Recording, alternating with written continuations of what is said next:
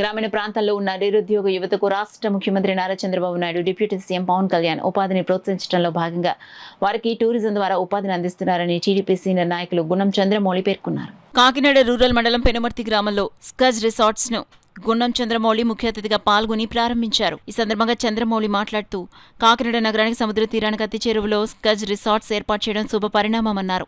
కాకినాడ నగర ప్రజలు ఈ అవకాశాన్ని సద్వినియోగం చేసుకోవాలన్నారు.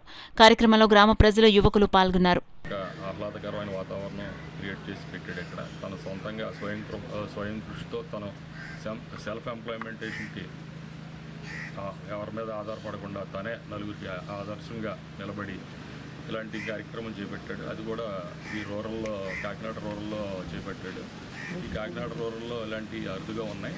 ఇలా బీచ్కి వెళ్ళేటప్పుడు కానీ ఇట్లా ఈ పిల్లలకి కానీ చాలా ఆహ్లాదకరంగా ఉంటుంది. ఇక్కడికి అందరూ తప్పకుండా ఇచ్చేసి ఇలాంటి ఎంప్లాయ్మెంటేషన్ ఇలా సెల్ఫ్గా ఇచ్చేసుకుంటున్న వాళ్ళు ప్రోత్సహించవలసిందిగా కోరుతూ ఇది అద్భుతమైన విజయం తీసి మరిన్ని ఇలాంటివి పెట్టాలని అనిల్ వాళ్ళ ఫ్రెండ్స్ అందరూ కలిసి దిగ్విజయంగా ముందుకు తీసుకెళ్ళి మరిన్ని సెల్ఫ్ ఎంప్లాయ్మెంటేషన్ వాటికి మీరు అందరూ మంచి ఆలోచన చేసి ఇలాగే అందరూ కూడా చేసి ఇది ఒక్కళ్ళు ఇదో మార్గంలో వెళ్ళి అందరూ విజయం సాధించాలని కోరుకుంటున్నాను. అందరికీ నమస్కారం. నా పేరు అనిల్ కుమార్, కాకినాడ వాస్తవండి. నేను ఇప్పుడు బీటెక్ కంప్లీట్ చేసుకుని రీసెంట్గానే సాఫ్ట్వేర్ జాబ్ చేస్తున్నాను.